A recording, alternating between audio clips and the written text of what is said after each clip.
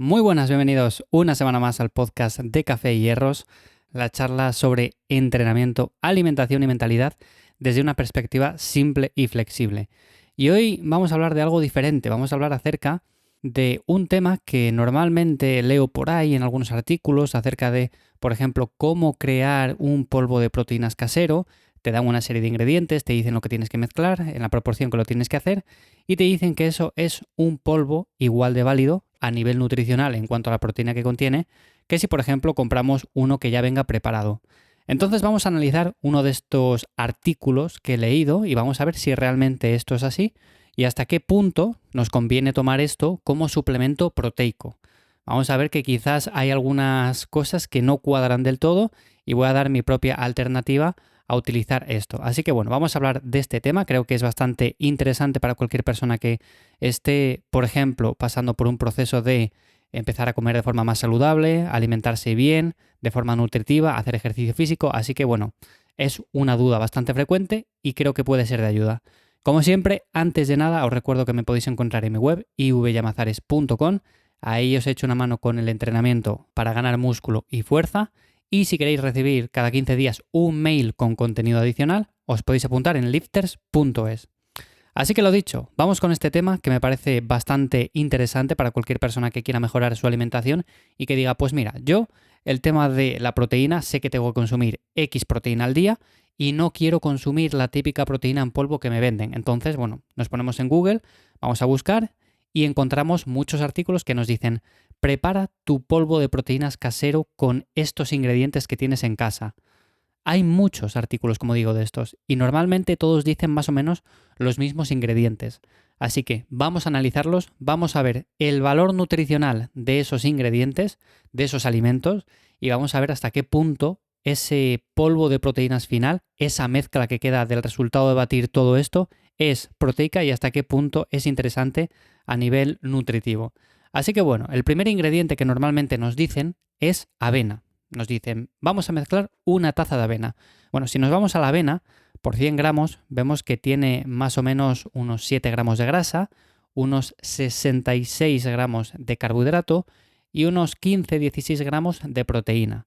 Como vemos, es un alimento en el que predominan los carbohidratos, así que no podríamos decir que es un alimento proteico. Sí que es verdad que tiene bastante proteína también, pero también tiene grasa en la misma proporción que proteína. Lo que más predomina aquí son los carbohidratos. Así que bueno, esto por un lado. Si mezclamos, por ejemplo, una taza de avena, pues sabemos que vamos a consumir muchos más carbohidratos que proteína o que grasa. Ese sería el primer ingrediente que normalmente incluyen estos polvos de proteína casero. El siguiente sería, por ejemplo, una taza de cualquier fruto seco. Nos suelen decir, por ejemplo, las almendras. Si nos vamos a la información nutricional de las almendras, podemos ver que por 100 gramos tienen alrededor de 51 gramos de grasa, de unos 5 o 6 gramos de carbohidrato y de alrededor de 25 gramos de proteína. Aquí ya vemos bastante más proteína en proporción con los carbohidratos. Por ejemplo, si echamos 100 gramos de almendras, tenemos 25 gramos de proteína, o sea, es bastante. Pero claro, son 100 gramos de almendras. Lo que no estamos viendo es que tiene 51 gramos de grasa por cada 100. Por lo tanto, si antes teníamos un alimento con bastantes carbohidratos, aquí lo que tenemos es un alimento con bastante grasa. Tanto uno como otro tienen proteínas, pero no es lo que predomina. Nos vamos al siguiente alimento o al siguiente ingrediente que suelen incluir estos polvos de proteína casero. Normalmente nos dicen que tenemos que incluir una taza o alrededor de una taza de semillas de chía. Bueno, pues vamos a ver qué tienen las semillas de chía por cada 100 gramos. Si vemos la grasa, está en torno a unos 30 gramos por 100, o sea, algo menos que las almendras, pero aún así es una cantidad bastante considerable. Si nos vamos a los carbohidratos, vemos que tiene alrededor de 43-45 gramos de carbohidratos por cada 100, o sea, siguen siendo bastantes. ¿Y la proteína en qué lugar queda? ¿Cuánta proteína tiene? Bueno, pues en este caso tiene alrededor de 15 o 16 gramos de proteína por 100. O sea, si nos vamos a los porcentajes, vemos que es un alimento bastante graso y que es un alimento que también contiene bastantes carbohidratos, pero que proteína, aunque sí que es cierto que tiene, se queda un poco baja. Entonces, de momento lo que tenemos es bastantes carbohidratos, tenemos bastante grasa y también tenemos proteína, por supuesto, porque son alimentos que contienen proteína, pero no es lo que predomina. ¿Qué más ingredientes suelen incluir estos batidos caseros? Bueno, pues normalmente lo siguiente ya es algo para darle un poco de sabor, etcétera, etcétera. Normalmente nos dicen que podemos incluir una cucharada de canela en polvo, que la canela, bueno, pues simplemente por desglosarla un poco, tiene alrededor de 6 calorías por cada cucharada pequeña, entonces es insignificante. Estaríamos hablando de menos de 1 gramo de grasa, alrededor de 2 gramos de carbohidratos y menos de 1 gramo de proteína. O sea, estaríamos añadiendo, por así decirlo, un poco más de carbohidratos a la mezcla. También a veces nos dicen, bueno, pues en lugar de esto, si te gusta más el cacao desgrasado, pues lo que puedes hacer es incluir bastante cacao desgrasado. El cacao como tal es un alimento que también tiene bastante grasa, alrededor de 16 gramos por cada 100. Tiene también más o menos la misma cantidad de carbohidratos, alrededor de unos 16 gramos por cada 100.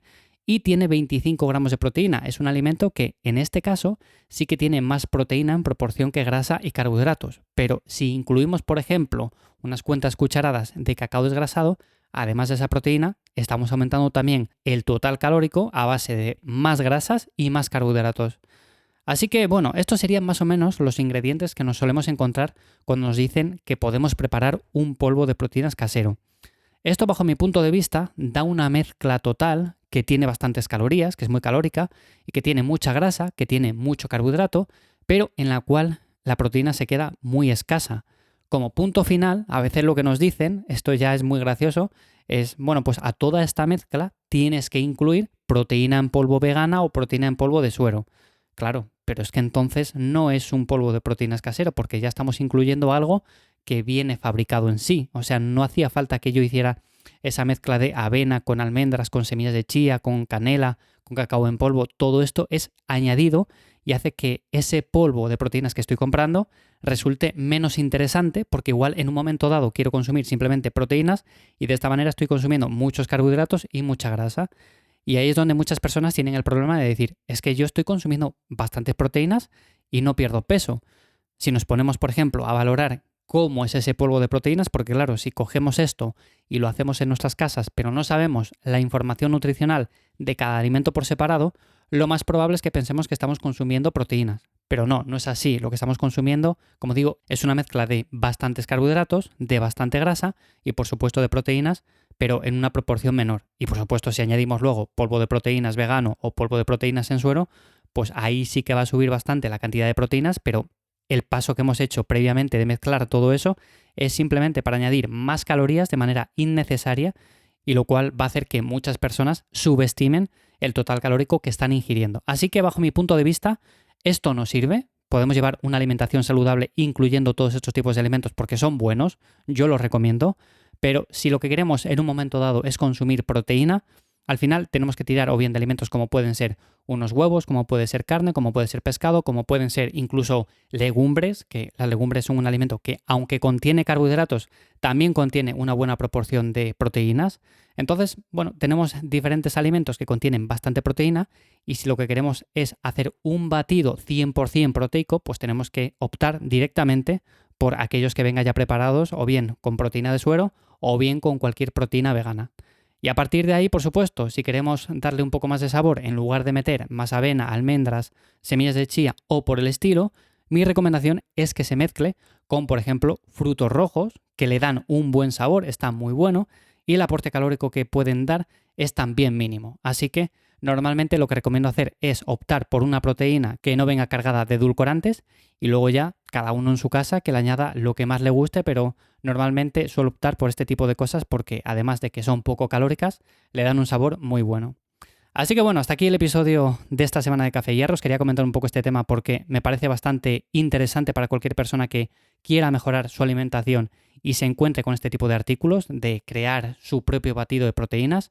Se puede hacer en cierta medida, pero creo que lo más sencillo es o bien optar por una alimentación en la cual incluyamos diferentes fuentes de alimentos, o si no directamente por una proteína pero que venga ya en polvo.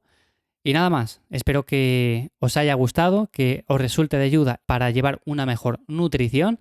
Y nada más, hasta aquí el episodio de esta semana. Nos escuchamos ya de nuevo en 7 días.